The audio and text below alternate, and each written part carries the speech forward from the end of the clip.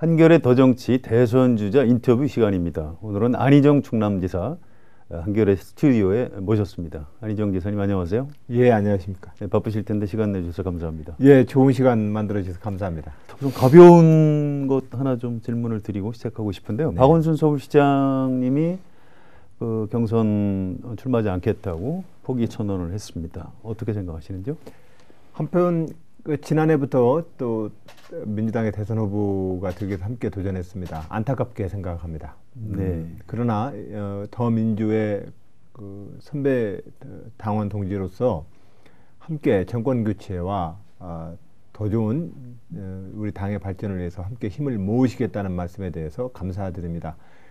박원순 시장님이 못다 이룬 어떤 그 도전의 꿈을 저도 받아서 더 열심히 하도록 하겠습니다. 네, 알겠습니다. 자, 22일에 출마 선언을 하셨는데요. 출마 관련해서 우선 몇 가지 좀 여쭤보겠습니다.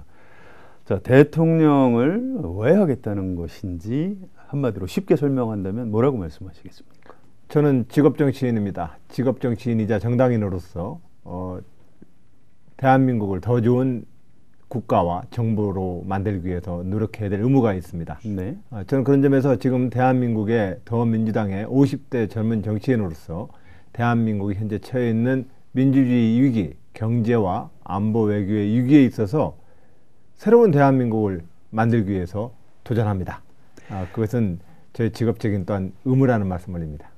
이번에 이제 아무래도 대통령 선거가 이제 앞당겨서 치러질 가능성이 높은데요. 국민들이 다음 대통령에게 뭘 요구하고 있다 이렇게 생각하십니까?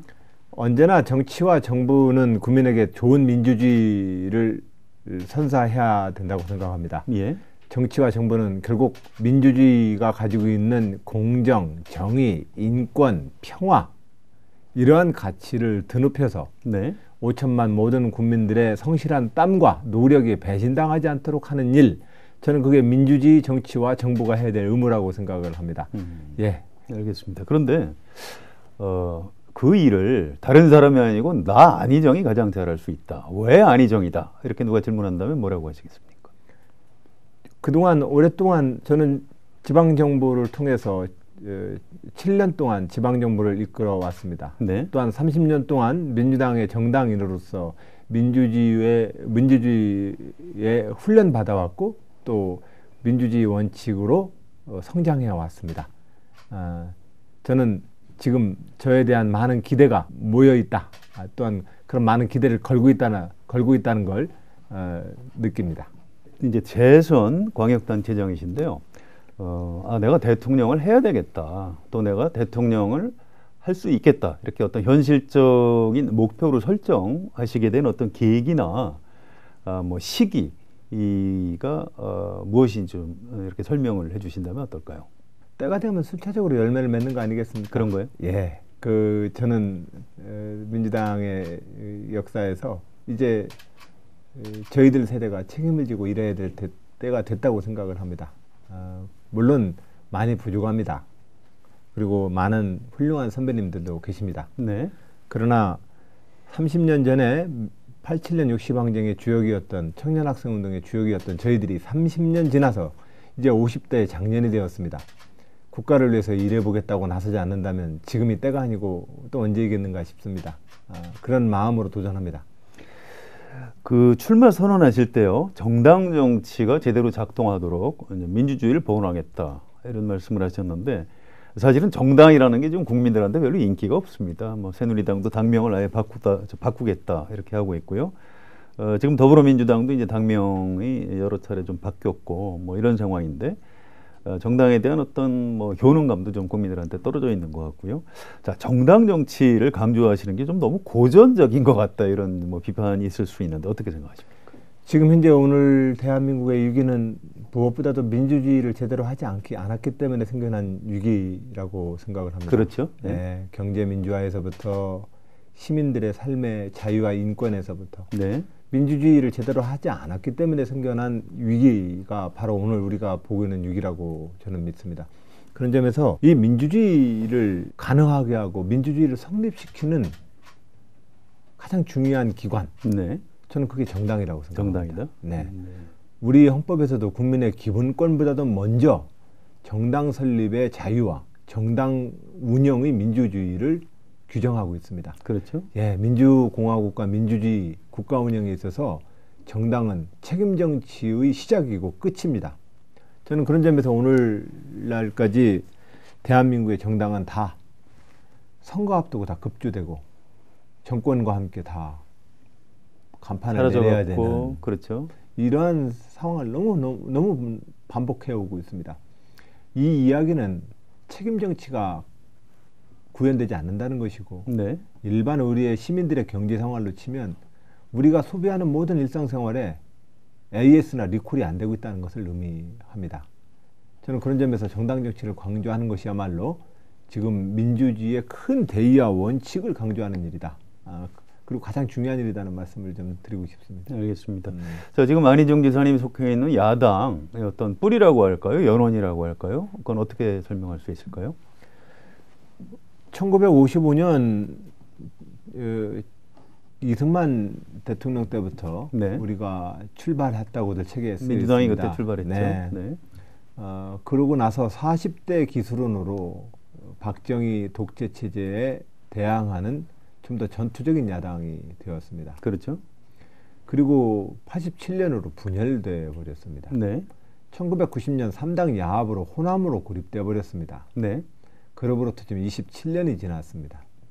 저는 한국의 야당, 한국의 민주주의에 있어서 이 민주당의 역사를 온전히 계승하고 발전시키려 합니다. 물론 이 한국의 정당사에 있어서 이런 양당 체제, 즉 민주당과 공화당이라는 초기의 이 양당 체제, 이승만 정권으로 치면은 자유당과 민주당이라는 이 양당 네. 체제가 조봉암 당수이던 이런 진보적 다수의 당을 희생시킨 그 역사도 있습니다. 그렇죠. 물론 다당제의 가치에 대해서 저는 열려있는 자세로 임할 것입니다. 그러나 저는 민주당 소속의 정치인으로서 이 민주당이 한국의 역사에서 민주주의와 정의, 평화, 인권, 통일을 지향해왔던 그 가치를 이어받을 것이고 그러한 역사를 고스란히 꽃피웠던 김대중, 노무현 두 대통령의 역사를 잘 계승하고 또한 발전시켜 나가겠다 이런 포부를 가지고 있습니다. 알겠습니다.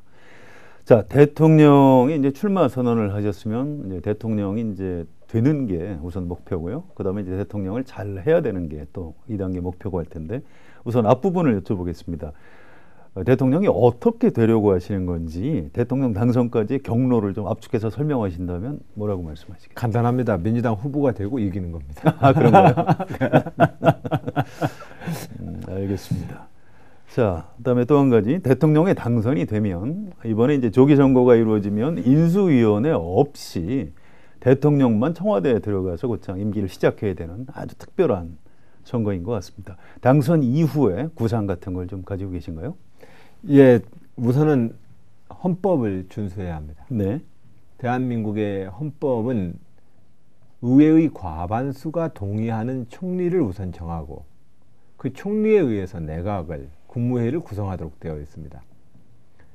이제까지의 대통령들은 당신들께서 대통령이 됐으니 총리와 내각을 구성하는데 의회는 무조건적으로 협조하라고 사상은 선포를 했습니다. 지금까지 그동안 그렇게 했죠. 예. 네. 근데 사실은 그건 헌법 정신에 저는 바른 해석이 아니라고 생각을 합니다. 네. 우리 헌법은 대통령을 총통의 권한을 주지 않았습니다. 우리 모두 다 투표를 하면서도 그렇고 도전하시는 분도 그렇고 대통령이라는 자리를 거의 그 1인의 카리스마적 어떤 지배력에 입각한 총통적 리더십을 발휘하려고 합니다. 예. 저는 그건 이 헌법에 대한 위배라고 생각을 합니다. 우선 의회 원내의 누가 지금 대통령이 되시든 여소야 됩니다. 절대적 여소야 됩니다. 예. 새누리당이 되든 뭐 우리 민주당이 되든 누가 되든 예. 우선은 헌법 정신대로 저는 의회의 과반을 점하는 다수파에게 네. 총리와 내각을 함께 꿀 권한을 저는 부여할 것입니다. 그래서 실질적으로 현재의 헌법이 작동 가능하도록 하는 유일한 길은 사실상은 의회 원내의 과반을 점하고 있는 다수파에게 그것이 뭐 두 당의 연합이든 세 당의 연합이든 그 다수파와 함께 국정을 협치로 이끄는 것이 이 헌법 정신의 가장 큰 운영의 가장 숨은 열쇠라고 생각을 합니다. 그러니까 대통령이 당선이 되면 곧장 국회에 네. 여러분들이 그 어떤 정당 간의 협상을 통해서든 어떤 방식을 통해서든 다수의 국회의원들이 총리하고 장관들을 추천을 해달라. 그러면 거기에 따라서 임명 절차를 밟아나가겠다. 네. 뭐 이걸 하시게 되는 건가요? 그렇습니다. 네. 그렇군요. 시간이 좀 너무 많이 걸리지 않을까요? 그런데 우리가 좀 급해서 그런데 미국 정부도 사실상 초기 그 캐비넷 세팅하는데 6개월 이상 걸립니다. 네. 의회 청문회니 절차가 우리보다 훨씬 더 복잡합니다. 그렇죠. 예. 네. 그래서 현재 있는 그 다소 부족하지만 현재 있는 내각을 계속해서 이끌고 갈 수밖에 없습니다. 그리고 그런 과정을 통해서 원내의 과반과 함께 논의를 해 나가야 합니다. 더욱이 우리가 지금 선거를 지금 현재 예상대로 치면 4월, 5월에 치르기로 말한다면 예산 편성이나 뭐 이런 데 있어서 그렇게 급할 건 없습니다. 그렇죠. 네. 국회를 보면 그런 점에서 물론 행정부에서는 6월달까지는 일부 부처별 예산을 확정하긴 합니다만, 예. 그런 측면에서 저는 의회의 과반을 형성하는 다수파와 일단은 국정 운영을 모두 열어놓고 논의하겠다. 네, 알겠습니다. 네. 자, 이 좀 뭐 작은 부분일 수도 있겠습니다만 청와대 참모진들도 참 중요할 텐데요. 대통령이 되신다면 정당 사람들을 주로 참모로 쓰실 생각이신지 아니면 전문가들이나 관료 뭐 이런 분들 중에 주로 어떤 사람들을 참모로 할 생각이신지요? 대통령과 청와대는 국정 과제와 대통령 과제에 집중할 것입니다. 네. 내각을 통할하고 내각을 관리 감독하기 위한 청와대 비서실은 저는 축소할 것입니다. 관리 감독은 아니다. 네. 네. 안보, 외교, 통일 문제 등 대통령이 고유하게 국가를 대표하거나 국가를 이끌어야 될 국가 과제에 집중할 것이고 네. 나머지는 의회의 원내 과반을 점하는 다수파와 함께 구성되어지는 내각과 총리에게 그 책임을 전적으로 위임할 것입니다. 물론 정치적인 헌법적 책임은 대통령이 지겠습니다만 현실적으로 보더라도 대통령이 아무리 많이 바뀌어도 우리의 예산은 90% 이상은 안 바뀝니다. 사실은. 네. 대통령이 정권 교체를 아무리 하더라도 우리가 짜는 예산 중에 90% 이상은 사실상 그대로 짭니다. 네. 그 이야기는 누가 장관이 되든 별 차이가 없다는 겁니다. 그렇죠. 그래서 오히려 그 짧은 인수위도 없고 이렇게 맡아야 되는 것 속에서 우려가 있다라고 하는 걱정이 된다라고 하는 분들께는 오히려 대한민국 국가는 사실상 그런 국가의 지속성과 영속성이 이미 있는 나라다. 그 속에서 대통령과 청와대는 오히려 국가의 과제에 집중을 하고 그리고 장관과 총리를 중심으로 국무회의가 좀 더 많은 기능을 책임지고 할 수 있도록 그렇게 운영할 계획입니다. 네, 알겠습니다. 그러니까 청와대 참모들의 기능은 그렇게 뭐 많이 주어지질 않겠군요. 네. 알겠습니다. 자, 안희정이라는 정치인에 대한 질문을 좀 몇 가지 드리겠습니다. 미남 이런 소리를 많이 들으시는 걸로 알고 있는데 유권자들한테 이제 인기도 많으시고요. 저는 그 정치인의 외모가 유권자들한테 어떤 신뢰를 줄 수 있어야 된다 이렇게 생각을 하고요. 근데 안 지사님은 자기 내면하고 현재 외모하고 일치한다고 생각하십니까? 그렇지 않다고 생각하십니까? 같이 가는 거 아닐까요, 얼굴이? 예. 제가 잘생기면 뭐 얼마나 영화배우에 비해 잘생겼겠습니까? 잘생기셨습니다. 아마 네. 느낌이나 사람의 신뢰할 만하다라고 생각을 하기 때문에 그런 것일 것이고 그런 느낌이 전달된다면 제가 그런 성실한 마음으로 살아온 결과라고 말씀드리고 싶습니다. 감히. 자, 그런데 너무 좀 진지하다. 이런 비판이 있습니다. 이제 철학과 나오셨죠? 그래서 그런가요? 원칙과 철학을 이제 강조하다 보니까 화법이 좀 너무 좀 추상적이라고 할까요? 뭐 구체성이 떨어진다 이런 지적도 있고요. 대중 정치인으로서는 이게 좀 약간 문제가 있는 것 아니냐 이런 지적도 있거든요. 어떻게 생각하십니까? 지난번 5시간 증문즉답을 보셨던 분은 많은 분들이 이제 더 이상 그런 얘기 안 하겠다고 얘기하십니다. 그런가요? 예. 충분히 우리가 정치적인 아무리 무거운 소재를 할지라도 우리가 얘기할 수 있는 것들은 즐겁게 얘기할 수 있습니다. 다만 우리 모두의 삶과 생명과 재산이 걸리는 아주 중대한 문제들에 대해서 정치인들이 또 함부로 또 위트와 해악으로만 걸 넘길 수가 없습니다. 그렇죠. 그건 또 진지할 수밖에 없는 주제다. 이 말씀을 좀 드리고 싶습니다. 네, 알겠습니다. 자, 당의 이제 대선 주자 가운데 가장 젊은 나이가 이제 젊으신 편인데요. 그런데 이제 메시지 어떤 무게 중심이 안정, 통합 이쪽으로 가다 보니까 좀 어떤 젊은 주자로서 갖는 어떤 과감성, 파격 이런 부분은 좀 장점을 잘 못 살리고 있는 것 아니냐, 뭐 이런 진단이 있는데 어떻게 생각하십니까? 그 젊음이 항상 파괴와 도전, 어떤 도전적 과제라고 얘기를 그런 고정관념이 있죠. 네, 있습니다만, 근데 사실 도전 과제의 난이도로 치면 아마 제가 지금 제시하고 있는 게 가장 어려울 겁니다. 그런가요? 좀 설명을 해주시죠. 기존의 왜 보수 그렇게 진보 생각하십니까? 여야의 모두로부터 버림받을 수 있는 주제입니다. 그렇죠. 내 진영과 내 편에 얼른 그 동의받기 어려운 주제들을 얘기하고 있습니다. 네. 그렇다고 이 이야기 한다고 보수 진영이 내 편 되는 것도 아닙니다. 왜 그걸 뻔히 알면서 제가 그런 주제를 계속 제기할까요? 그건 김대중 노무현 정부 10년을 겪어본 결과입니다. 기존의 여야와 기존의 보수 진보가 가지고 있는 이데올로기나 이념 담론을 가지고는 현재의 문제가 안 풀립니다. 네. 한 예를 들어서 노동시장의 유연화 정책에 대해서 그것을 잘했다 못했다라고 싸우는 것이 진보 보수일 수 없습니다. 이건 현실입니다. 그렇죠.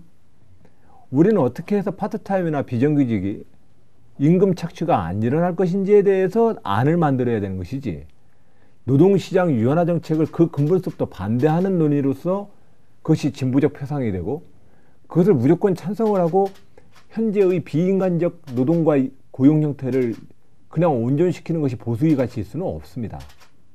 저는 그런 점에서 가장 현재와 미래에 적합한 진보주의자로서 문제제기와 문제의식을 좀 제기하고 있습니다. 그런데 기존의 진영 논리로 보면 저의 이 이야기가 좀 불편할 수 있습니다. 네. 그래서 저야말로 가장 지금 고난이도에 도전을 하고 있다는 말씀 드리고 싶습니다. 네, 알겠습니다. 자, 약간 좀 핀트를 바꿔가지고요. 과거에 이제 이명박 전 대통령이 서울시장을 하고 대통령이 됐는데 그 과정에서 뭐 청계천 공사라든가 무슨 서울시내 교통체계 개편 같은 업적을 상당히 내세웠고 그게 이제 유권자들의 표를 얻는 데 도움이 많이 됐던 것도 사실입니다. 자, 안희정 지사님은 충청남도 지사 두 번째 하고 계신데요. 충남지사로서 국민들한테 쉽게 내세울 수 있는 업적이 뭐냐 이렇게 묻는다면 답변을 어떻게 하시겠습니까? 가장 보수적인 동네에서 가장 진보적인 386 출신의 도지사가 전국에서 가장 높은 사랑을 받았다. 저는 이것보다도 더 큰 공이 없다고 생각합니다. 정치적인 견해와 정당의 지지 기반과 상관없이 네. 제가 이끌고 있는 충청남도 지방정부에 대한 신뢰도는 전국에서 가장 높은 수치로 나오고 있습니다. 그것도 상당 기간을. 대한민국 이렇게 이끌면 되지 않겠습니까? 우리는 정당과 정파의 분열을 통해서 자기 지지자들을 긁어모으기 바쁜 정치를 합니다. 그러나 국민들은 원합니다. 정당과 정파를 뛰어넘어서 민주주의를 통해서 국가의 공익과 정부라고 하는 공익을 잘 이끌어달라고 요청하고 있습니다. 저는 이 국민의 요구에 이미 개차량을 통과했다고 생각합니다. 네. 네. 무슨 말씀인지 알겠습니다. 네. 자, 안희정의 사람들이 누군지 궁금한데요. 이른바 대선에 도전하는 분들은 뭐 도원 결의라고 할까요? 이제 그런 걸 하는 경우가 있습니다. 과거에 노무현 옆에 안희정이 있었다면 지금 안희정 옆에 누가 있나요? 안희정의 사람들, 네. 이런 개파적 모임은 사실상 안 두고 있습니다. 저는 개파의 집권이 아니라 정당의 집권을 만들자고 제안하고 있습니다. 네. 무슨 뜻이시죠? 정당의 집권이라는 게? 기본적으로 정당 내에서 김대중 대통령이 되면 동교동, 노무현 대통령이 되면 친노, 네. 이명박 대통령이 되면 친이, 그렇죠. 박근혜 대통령이 되면 친박.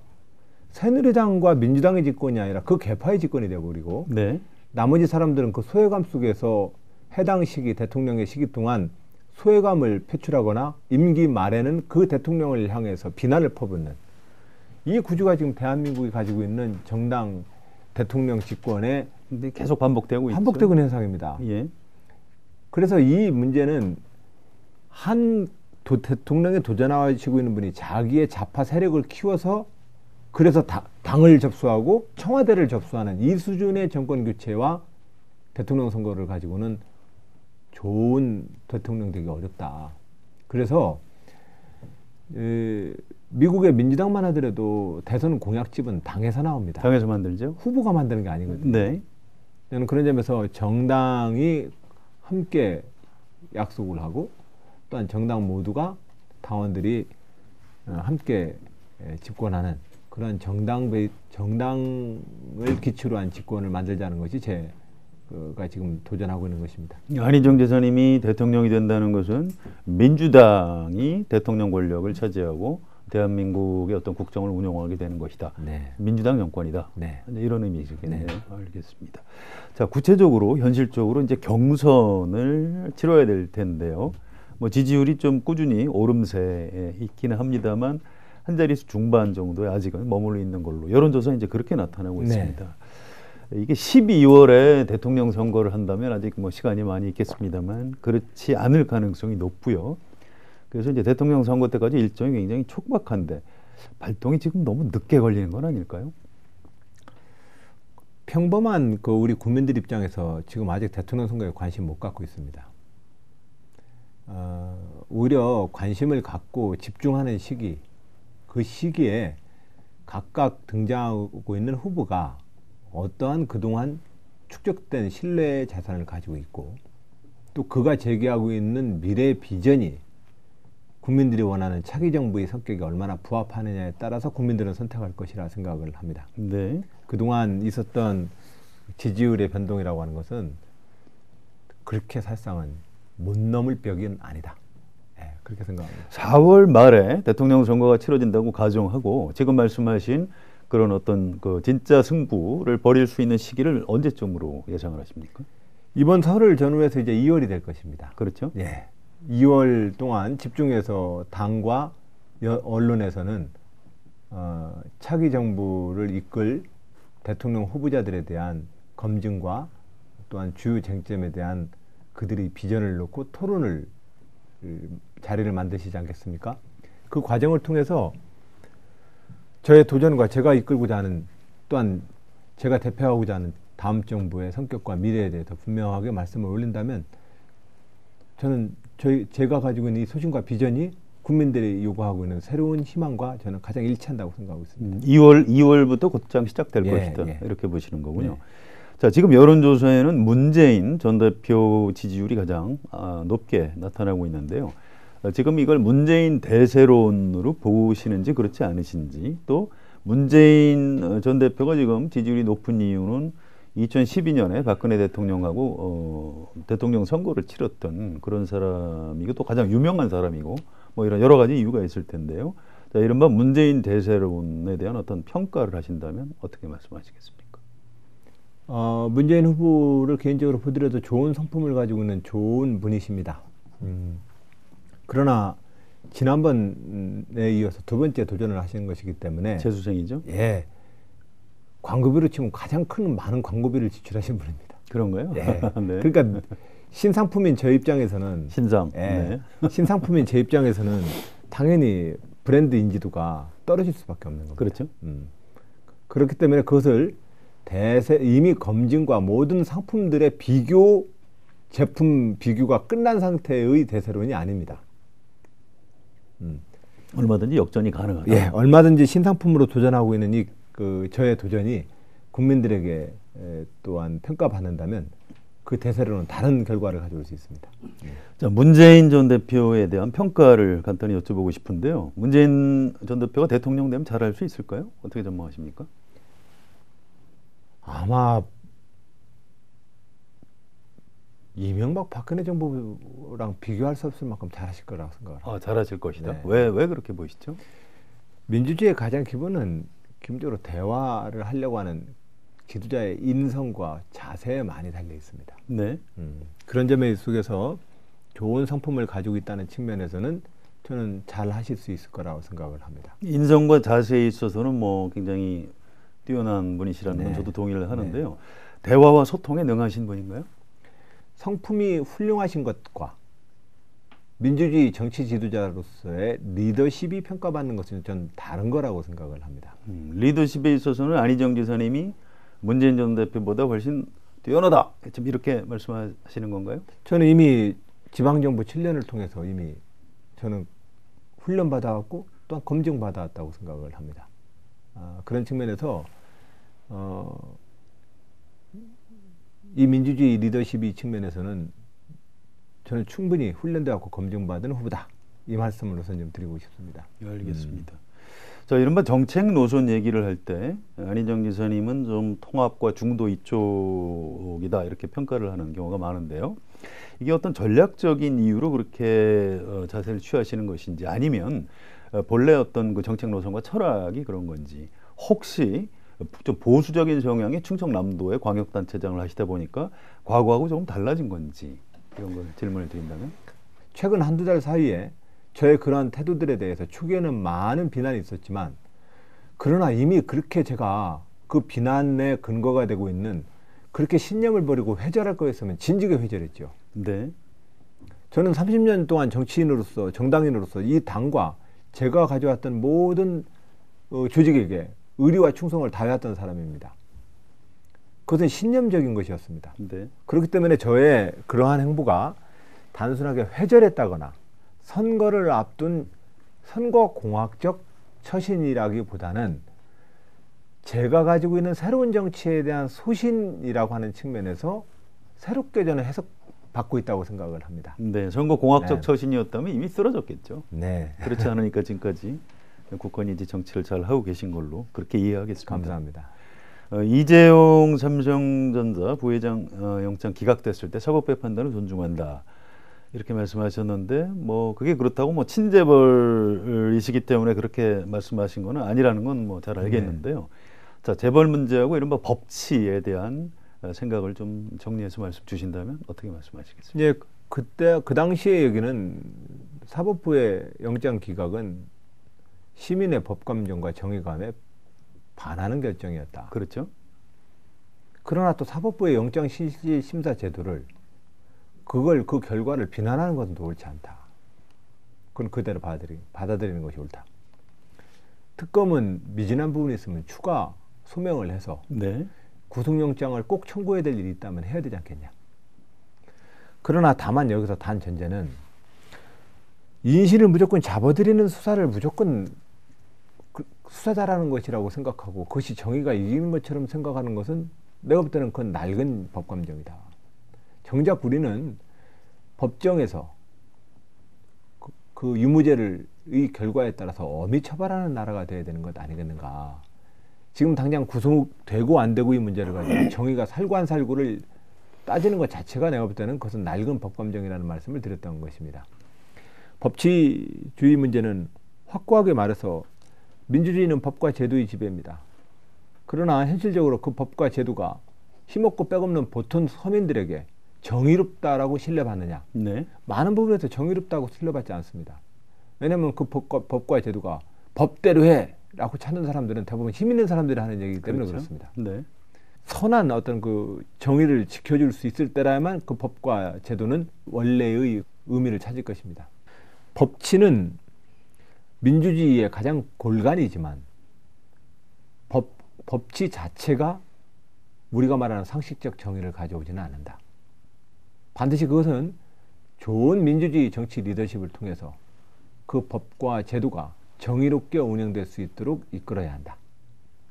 그렇게 생각하고 있습니다. 알겠습니다. 탄핵 심판이 인용이 돼서 박근혜 대통령이 이제 전직 대통령 신분이 돼서 이제 사법 처리 문제가 쟁점으로 떠오른다면 뭐 구속 수사해야 된다. 전직 대통령인데 그럴 필요가 없다. 뭐 이런 논란이 벌어질 가능성도 있다고 보는데. 가능하면 저는 가능하면 그것은 사법부의 판단으로 사법부가 결정해 주길 바랍니다. 실질적으로 이 인신을 구속의 여부, 네.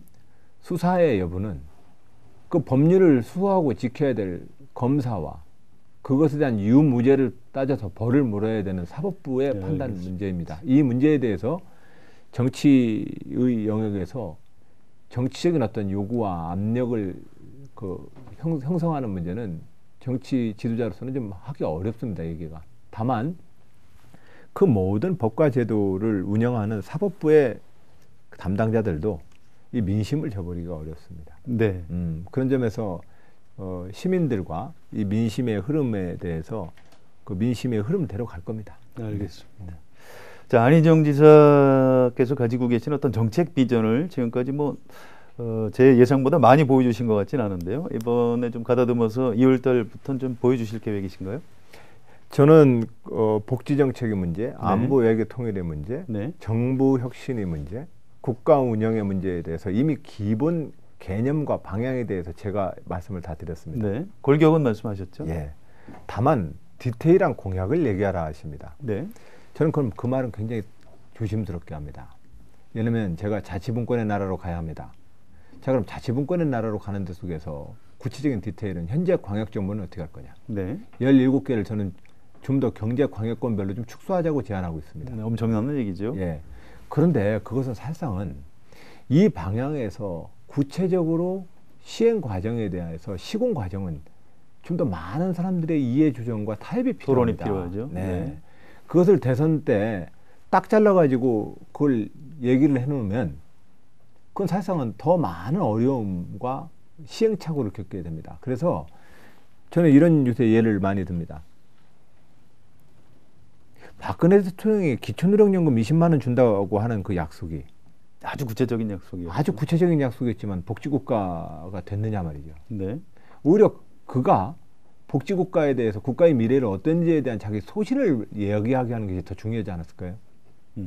그런데 그가 20만 원을 주느냐 10만 원을 주느냐를 가지고 시혜적이냐 선별적이냐를 가지고 논쟁하다 보면 실제로 굉장히 우리는 현실적 이익을 가지고 구체적 논의하는 것 같지만 대통령 검증에 실패한 거 아닐까요? 저는 그렇게 생각합니다. 네.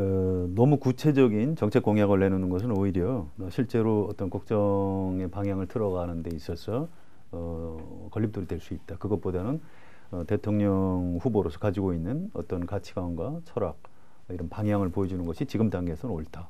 그러면 이렇게 이해하면 되겠죠? 예, 제가 동으로 갈지 서로 갈지 북으로 갈지는 가장 확고하게 방향을 정해서 보여드리고 있습니다. 예, 알겠습니다. 그러나 이제까지 봐왔던 우리 모든 정치인들의 공약은 뭐 엔진 출력을 얼마나 높인지에 대해서 막 얘기는 해주는데 이게 방향이 어느 방향으로 간지에 대해서는 잘 모릅니다. 사람들이 숫자에 관심이 많죠. 네. 자, 그것은 바로 정치가 선거의 과정을 통해서 주권자를 속이거나 배신하는 정치행위라는 말씀을 저는 드립니다. 알겠습니다. 네. 과거에 747 이런 공약이 생각이 나네요. 그렇습니다. 네, 알겠습니다. 자, 복지 논쟁이 조금 야당 안에서 벌어지고 있는데요. 이른바 공짜밥, 세금 걷어 나눠주는 복지 이런 표현을 쓰셨고 이건 과거에 기득권 세력이 무상급식 비판할 때 동원했던 그런 용어다. 그런 프레임이다. 이런 당연한 비판이 있습니다. 어떻게 반박하시겠습니까? 진보 진영이 복지 논쟁을 제대로 못했기 때문에 그 이야기를 발끈하는 겁니다. 무슨 말씀이시죠? 좀 더 복지의 설명을 핵심은 해주시죠. 네. 복지의 핵심과 원칙은 각각의 계층에게 무엇을 더 나눠주겠다는 것으로 첫 번째 접근을 해가지고는 실패합니다. 선거를 앞두고 나서 청년, 아동, 뭐 지역 부문에게 얼마를 더 주겠다는 식으로 약속하는 것이 복지 비전이 될 수가 없다.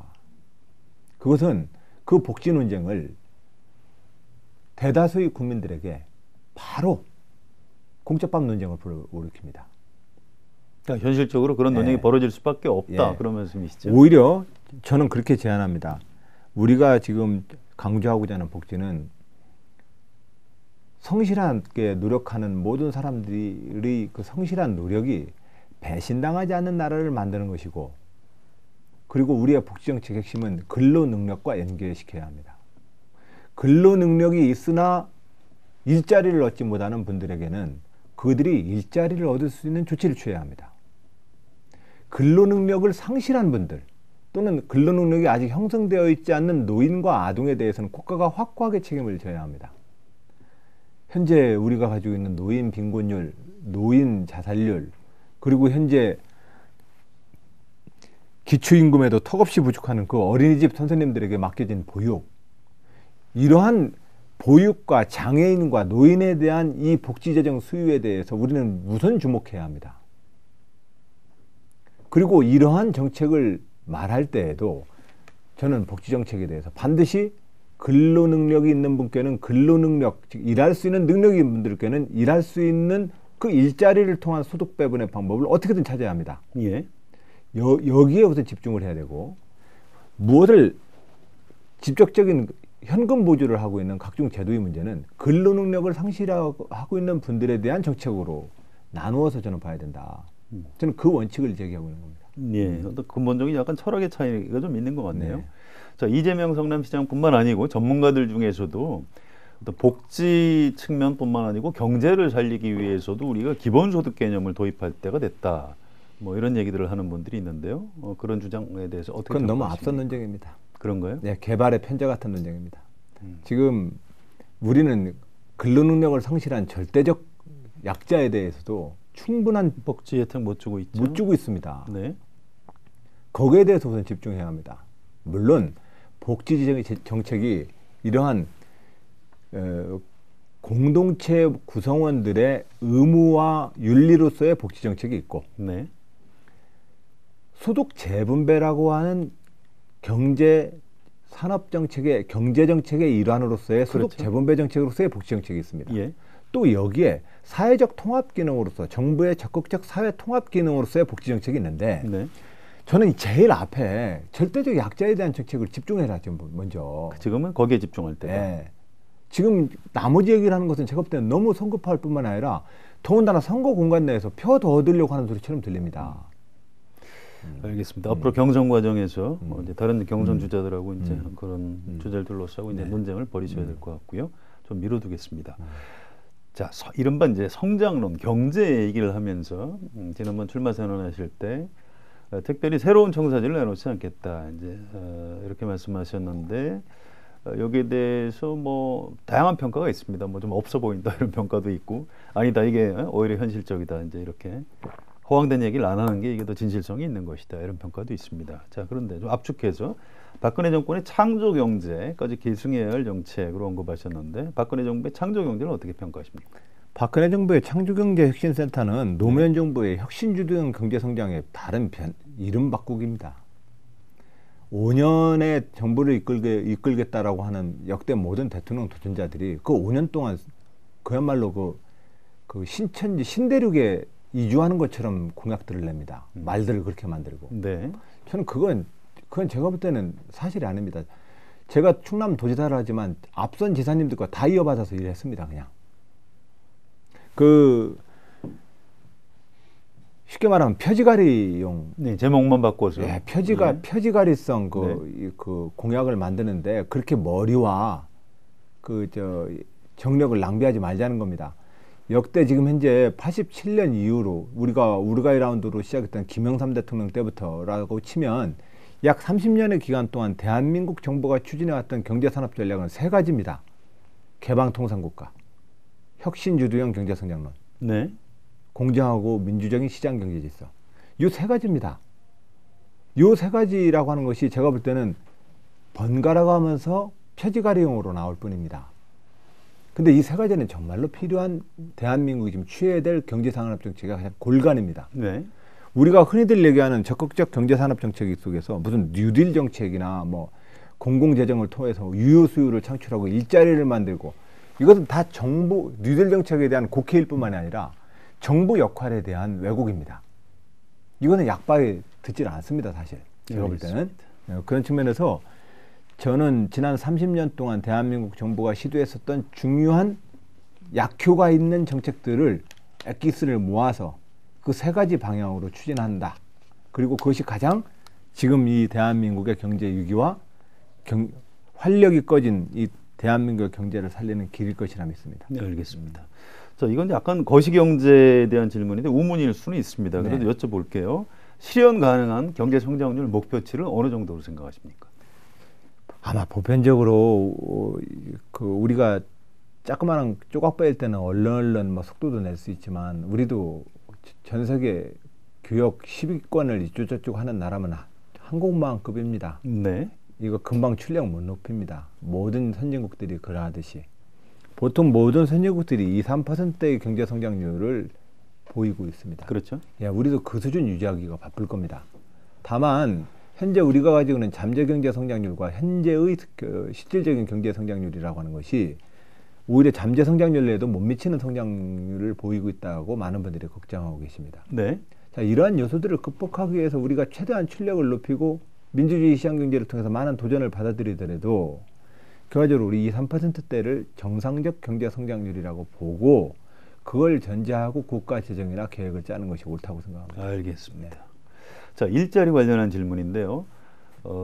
약간 이건 근본적인 어려움이 전 있는 것 같습니다. 제가 보기에는 이른바 4차 산업혁명, 인공지능 이런 것 때문에 일자리가 아주 급속하게 사라져가고 있는 그런 현실이 있고요. 또 반면에 정부 입장에서는 일자리 정책을 통해서 국민들이 일자리를 갖고 잘 살 수 있도록 해줘야 되는 그 방향이 있는데, 없어지는 속도하고 새로 만드는 속도하고 새로 만드는 게 이 없어지는 속도를 도저히 따라갈 수 없을 것 같다라는 불안감 같은 게 있거든요. 안희정 대사님, 그런 부분, 일자리 정책에 대한 어떤 철학 같은 걸 어떻게 4차 산업혁명이나 일자리 없는 성장의 문제, 즉 투자 대비 일자리가 늘어나지 않는 그 저고용 시대의 그 저성장 저고용 시대를 우리가 맞이한 것이 이제 10여 년이 넘었습니다. 그렇죠.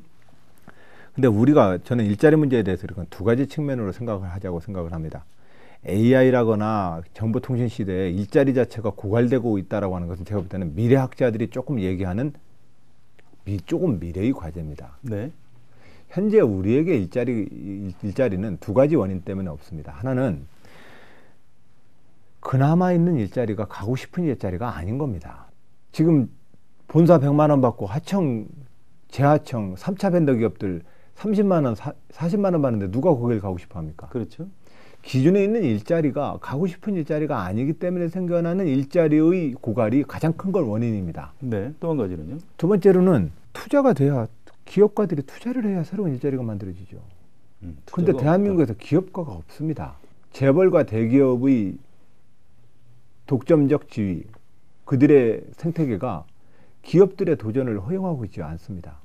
이익이 안 나니까 투자를 안 하는 거 아닌가요? 안 그렇습니다. 저는 기업들의 이 자본주의의 모든 일자리는 정부가 만든 게 아니라 기업인들이 만들었습니다. 네. 우리 모두 어느 집안이든 간에 사위가 사업한다고 그러면 다들 뭐라고 얘기합니까? 연대보증수사가 그 집안 망하겠다고 얘기합니다. 그렇죠. 우리가 말하는 모든 회사와 저 기업들과 그 기업을 통해 만들어진 일자리는 그 기업가들의 도전 정신이 만든 겁니다. 저는 그런 점에서 정치와 정부하는 사람들이 난 너무 나서고 있다고 생각합니다. 오히려 이 일자리 문제는 기업가들의 도전 정신을 통해서 만들어집니다. 그런데 이 기업가들이 지금 오늘의 현실에서 제2의 정주영과 제2의 이병철의 꿈을 꿀 수 있습니까? 지금 네이버나 다음이나 아니면 새롭게 등장하는 벤처기업들이 어떤 대목으로 실질적으로 진출할 수 있습니까? 삼성과 현대와 기존의 생태계가 꽉 찢어져 있는데, 그리고 많은 대부분의 중소기업의 기술과 이노베이션이 삼성과 현대라는 수요 독점 체제 내에서 내부 거래되고 있는데, 그 중소기업이 그 혁신을 통해서 더 큰 중견기업으로 대기업으로 성장할 수 있는 그 길이 막혀 있는데 어떤 기업인들이 거기에 투자를 합니까? 이런 기업가들의 도전 정신이 죽어 있는 데에서는 일자리가 만들어지지 않습니다. 저는 기존에 있는 일자리도 가고 싶은 일자리가 아닌 현실을 어떻게 극복할 것이냐에 집중해야 되고, 네.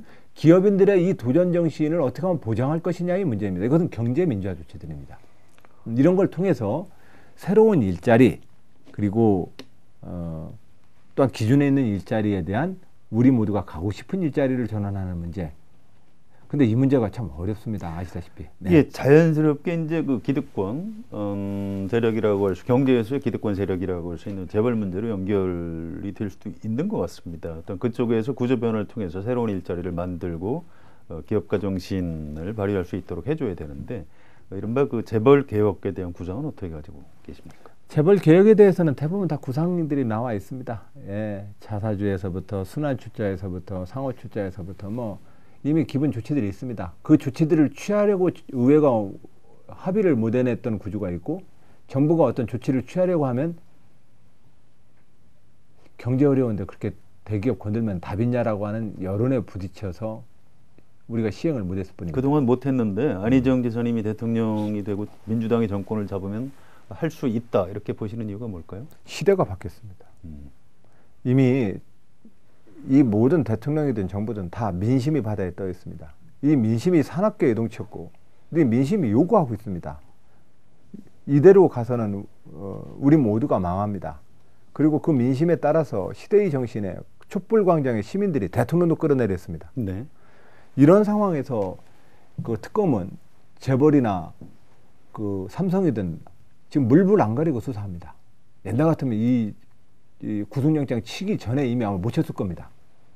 이미 시대가 바뀌고 있습니다. 이 바뀌고 있는 것은 바로 경제적 민주화를 통해서 정의의 가치를 높이고 이 정의의 가치를 높여서 우리에게 좀 더 많은 공정한 이익의 배분 구조를 만들어 달라고 하는 것은 이미 시대의 어떤 합의와 흐름이 형성되어 있다고 생각합니다. 재벌 개혁은 어차피 갈 수밖에 없는 방향이다. 네. 그런 말씀으로 이해하겠습니다.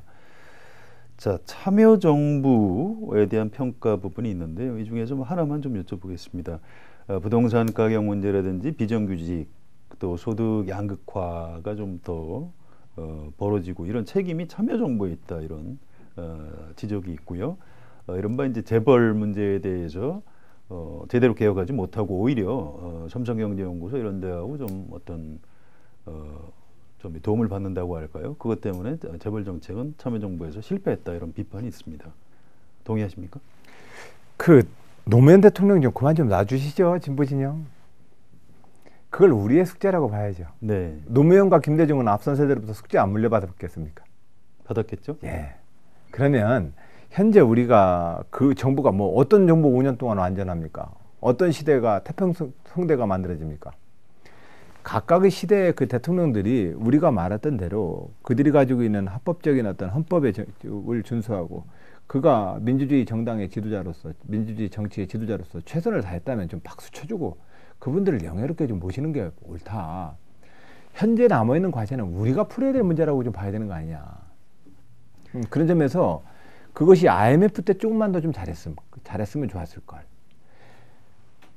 저 비정규직법이나 노동시장 유연화 정책 때 좀 더 잘했으면 좋았을 걸. 예, 그렇게 물어볼 수는 있습니다. 네. 예, 그건 평론가들한테 맡길랍니다. 그러나 그것을 가지고서 이미 지난 정권에 대해서 잘했고 못했고를 평가하는 것은 사실상은 그건 정치적 레토릭들입니다.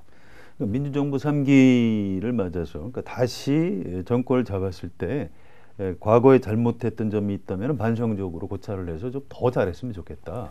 이런 점에서 지적하는 거 아닐까요? 저는 오히려 지금 이 시대의 과제는 어떻게 풀래? 이렇게 물어보는 것이 저는 더 좀 그래서 뭐 사실은 같은 질문일 수 있겠습니다. 근데 그것을 김대중 노무현 정부 때 뭔가 잘못해서 이런 문제가 생겼는데 너 어떻게 할 거냐 이렇게라고 하는 질문들을 곳곳에서 많이 받습니다. 네. 근데 그런 맥락은 아니고요. 오히려 그런 어떤 관점보다는 저는 지금 그 시대를 좀 풀자고 양극화 문제를 풀자고 또 임금 격차를 풀자고 소득 격차를 풀자고 그리고 노동시장 유연화 정책의 기조는 뭐 흐름을 막을 수는 없을 때 그것이 막을 수는 없겠지만 그러나 현재와 같은 임금 소득의 격차의 문제와 임금의 차별 문제를 극복하자고 지금 국민들이 차기 정부를 뽑지 않겠습니까?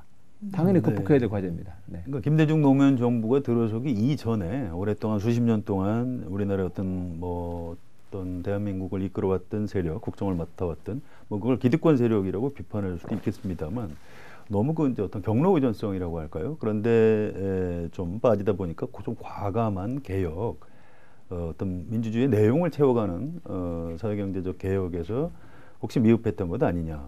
그런데 앞으로 정권을 다시 잡아도 과거처럼 그렇게 좀 미흡할 가능성이 있는 것은 아니냐. 이제 이런 높아심에서 질문을 하는 거거든요. 뭐 그런 측면에서 이제 우리가 그 숙제를 좀 풀자고 도전하는 거 아니겠습니까? 네. 알겠습니다. 자, 그 현실적으로 대선 정국의 어떤 전망 부분인데 이 부분은 뭐 잘못 대답하면 너무 정치 공학적인 답변이 될 수 있기 때문에 그냥 간단하게 평가를 좀 보는 걸로 하겠습니다. 이제 반기문 전 유엔 사무총장 귀국 이후에 쭉 행보를 보시고 어떻게 평가하시는지요? 반기문 총장님께서 정말로 나라를 이번 다음 정부의 리더가 되시겠다고 한다면 또 정치 지도자가 되시겠다고 한다면 누구랑 어떻게 정치할지 정당을 빨리 선택하시기 저는 충고드립니다. 제가 그리고 또 한편으로는 이런 말씀도 좀 드리고 싶습니다. 왜 다들 정치를 하시려고 하는지 모르겠습니다. 외교 관료로서 그런 경력 지니고 있는 대한민국인 만들기 어렵습니다. 네. 그 전직 유엔 사무총장을 우리 국가적인 어떤 인적 자원으로 가지고 있는 나라와 그분이 이 정치권에 들어와서 어떤 정치의 정파라고 하는 이 싸움 속에 들어오는 것하고는 굉장히 큰 차이를 납니다. 더군다나 유엔 사무총장은 유엔 결의에 따라서 퇴임 직후에 어디 가지 말자고 이렇게 약속까지 한 자리인데 그래 놓으면 이제 어디 다른 나라 가서 전직 유엔 사무총장이라고 대접받을 수 있겠습니까? 이렇게 되면. 결과적으로는 반기문 총장님을 우리는 대한민국 국가의 국가의 총력으로 치면 지금 까먹고 있는 겁니다. 그런 측면에서는 저는 별로 바람직하지 않았다. 또 한 예로 정말로 좋은 마음으로 그 무료로 배급하던 안철수 바이러스를 백신 바이러스 프로그램 연구소의 그 안철수 벤처기업인과 오늘날 국민의당 정치인 안철수 의원, 어떤 유치가 대한민국에게 더 많은 리더십을 형성했겠습니까? 저는 우리 사회 각계각층에 있는 지도력들이 각각의 지도력이 그 권위를 훼손당하지 않는 나라를 좀 만들었으면 합니다. 정치가 모든 것을 다 결정해버리니까 금융에 있든 보건에 있든 국방에 있든 모두 다 여의도에 들어와서 정치하려고 합니다.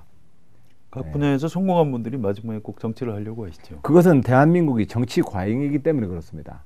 오히려 오바마의 한 장의 사진처럼 이라크 무슨 작전할 때 작전사령관이 딱 센터에 앉아서 그 사람이 하는 거고 오바마 대통령 옆에 쭈그리고 앉아있지 않습니까?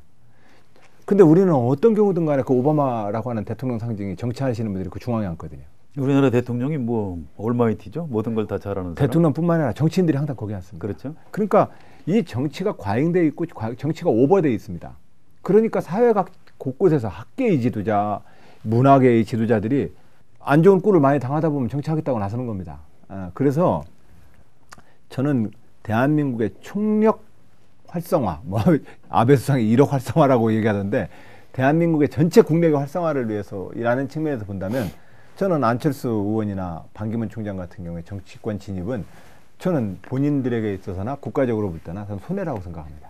네, 아무튼 그분들이 현실 정치인으로 이제 진입을 한 분은 이미 하셨고 한 분은 하고 계십니다. 네. 그런데 자, 반기문 전 총장을 중심으로 새누리당, 바른정당 그래서 이른바 여권의 재구성이라고 할까요? 정권 교체를 막기 위해서 재집권을 위해서 노력하는 분들이 많이 있습니다.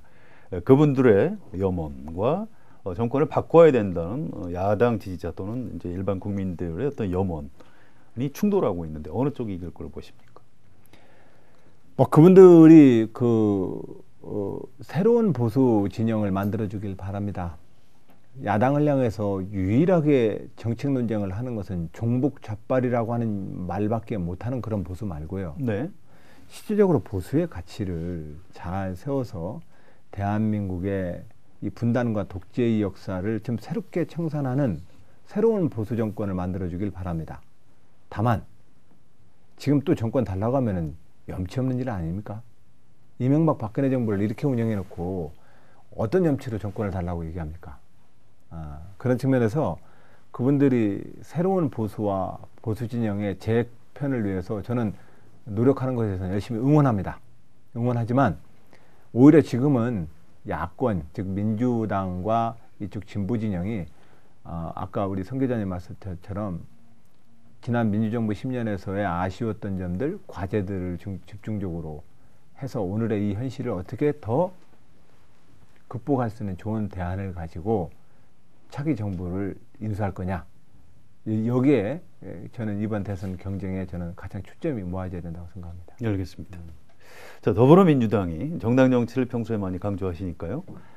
다른 정당과 좀 연합을 해서 선거 과정도 그렇고요. 선거 이후에 국정 운영도 그렇고 어떤 공동 정부를 구성해서 하는 게 좋겠다 이런 주장, 이런 제안들이 나오고 있습니다. 일리가 있다고 보십니까? 그렇지 않습니까? 일단은 당의 각 정당에서 이제 후보들이 정해지고 네. 그 후보들이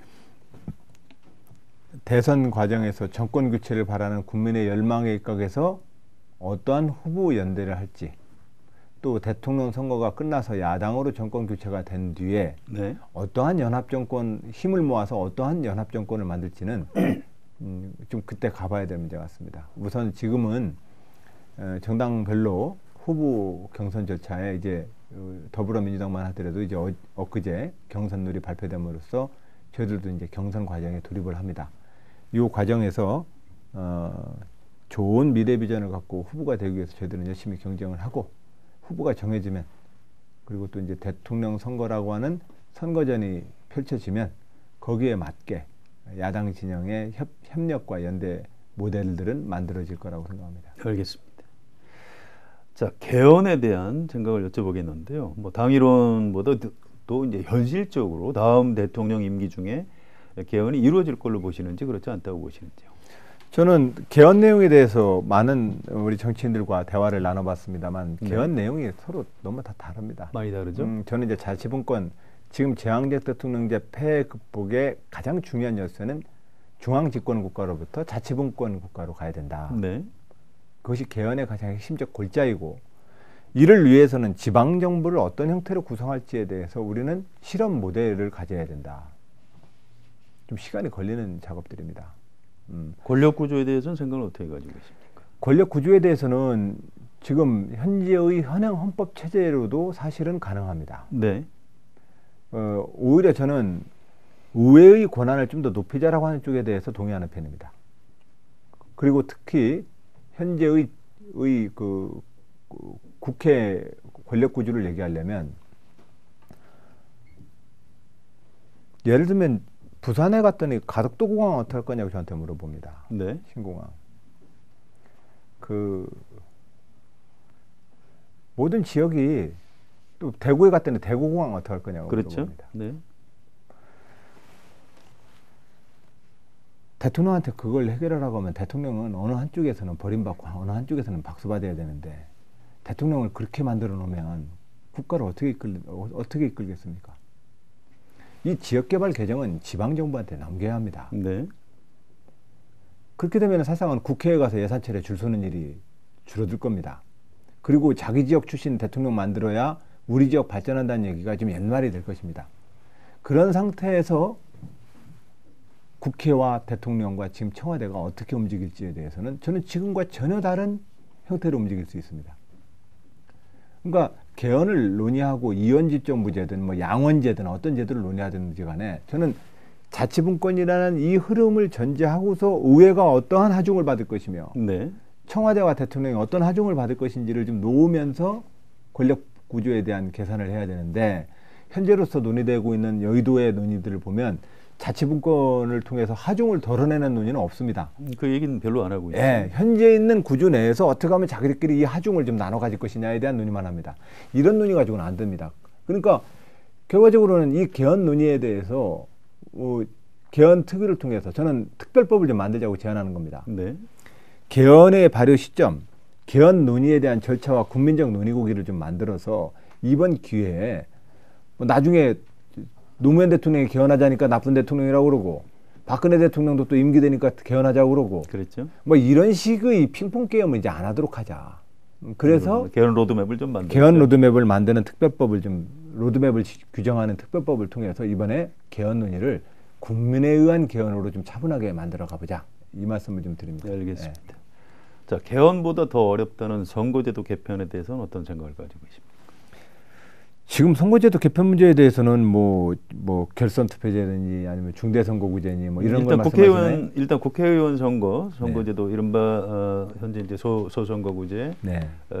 각 정당이 얻는 득표율보다 더 많은 의석을 가져가고 있는 비례성이 이제 현저히 떨어져 있는 이런 부분에서 이제 비례성을 강화하는 선거제도 개편.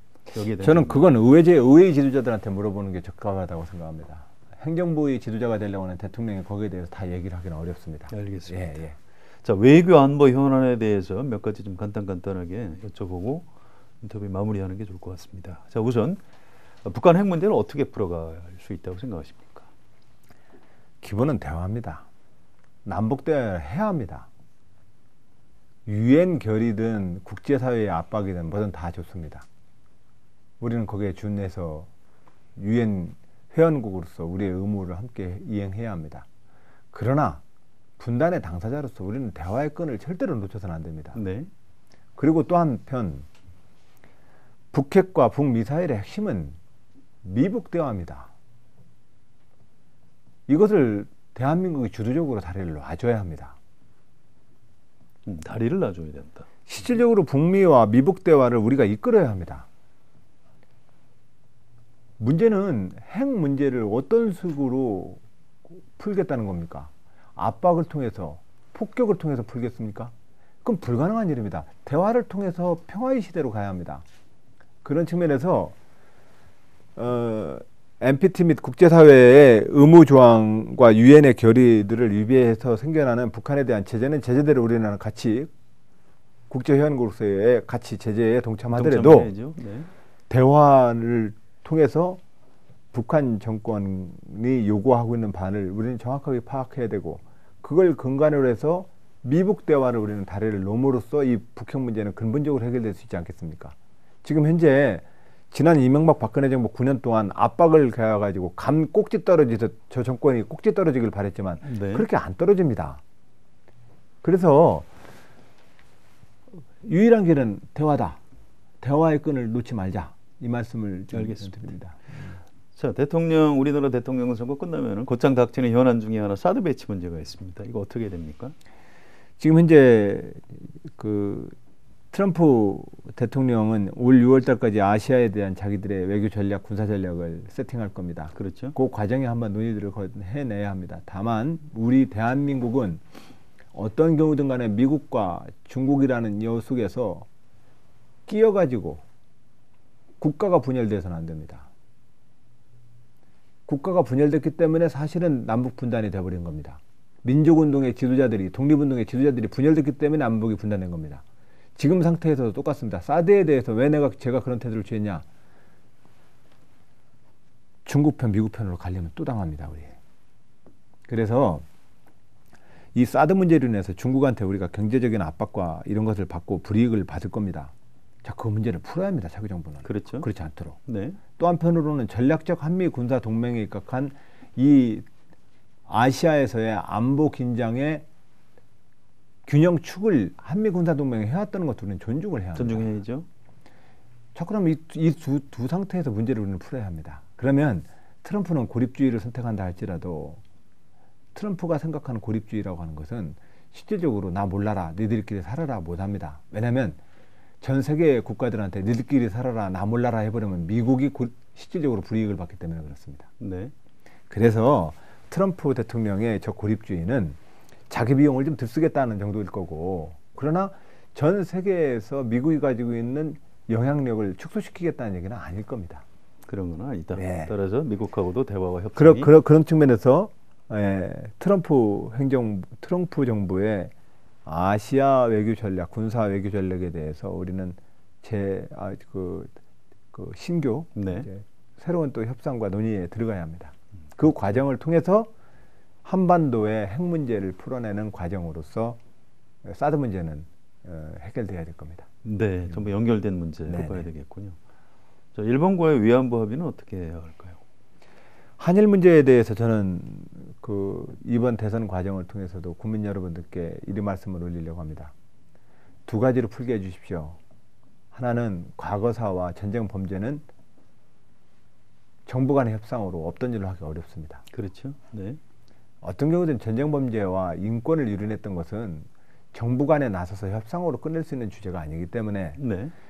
지난 제2차 세계대전에 일본이 전쟁 범죄 국가로서 저질렀던 그 전쟁의 범죄는 진실을 밝히고 그 진실 위에 화해를 이끌도록 하는 아시아 국제적 활동들을 저는 계속해서 조직하겠습니다. 다만 이 과거사의 문제를 가지고 한일 간에 협력해야 될 중요한 주제들에 대해서 그걸 놓치지는 않으려 합니다. 투트랙으로 가게 해주십시오. 네. 투트랙으로 가자. 이명박 대통령 독도가 가지고 애국심 코스프레를 했지만 우리한테 남는 이익이 뭐가 있었습니까? 엉망이 됐죠. 아무것도 네. 없습니다. 한편으로는 매우 실리적으로 국제의 한일 관계 속에서의 경제와 외교의 현안들은 현안대로 협력 관계를 유지하자. 과거사 문제에 대해서는 정부 간의 협상으로 그것을 위안부와 없애려고 하는 거나 그것을 그 협상으로서 위안부 할머니 문제를 청산했다라고 얘기할 수 있는 성질이 아니기에 일본이 침략 범죄에 대해서는 아시아 그 국제적인 공조를 통해서 진실을 밝히고 그 진실 위에서 화해를 이끄는 그 노력들을 계속하겠다. 네, 알겠습니다. 예. 아무튼 굉장히 현실적이고 또 어떤 고민을 해야 되는 굉장히 어려운 문제이기 때문에 이 부분은 앞으로도 여러 차례 아마 좀 토론과 논쟁이 좀 네. 필요할 것 같습니다. 굉장히 바쁘실 텐데 이렇게 한겨레까지 와주셔서 긴 인터뷰에 응해 주셔서 성실하게 답변해 주셔서 굉장히 감사합니다. 자, 안희정 충남지사와의 인터뷰 오늘 여기서 마치겠습니다. 감사합니다. 이번 저의 도전은 87년 김대중 김영삼 총재를 모시고 또 문익환 선생님을 모시고 87년 60항쟁을 이끌었었던 청년 학생의 많은 그 세대가 이제 30년이 지나서 50대 장년이 되었습니다. 저희들이 현재 위기에 처해 있는 대한민국의 현실을 극복하고자 저희들이 도전해 보겠습니다. 캐나다의 트리도, 미국의 오바마, 우리가 부러워했던 그들의 합리주의적인 민주주의자로서의 대화 능력, 그리고 그들의 젊은 도전과 패기, 우리도 가져봐야 되지 않겠습니까? 저의 도전은 1971년 양 김대중 김영삼 총재에 의해서 제기되었던 40대 기술원 이후 46년 만에 정치적 리더십의 세대 교체를 하자고 저는 제안합니다. 지난 가장 보수적인, 저로서는 정치적으로 민주당을 한 번도 찍어보지 않았던 가장 보수적인 동네에서 지방정부를 7년 동안 잘 이끌어왔습니다. 행정과 또 정당 정치인으로서 30년의 정당 경력을 통해서 훈련받아 왔습니다. 김대중 노무현 대통령을 모시면서 훈련받아 왔습니다. 준비되어 해왔습니다. 저희들이 도전이 대한민국의 각계각층 모든 새로운 도전에 저는 돌파구가 되었으면 합니다. 그리고 새 봄을 알리는 한 마리의 제비처럼 대한민국의 새로운 시대를 여는 우리 세대들의 도전, 그 도전의 시작, 저 안희정의 도전입니다. 여러분들 많은 응원 부탁드리겠습니다.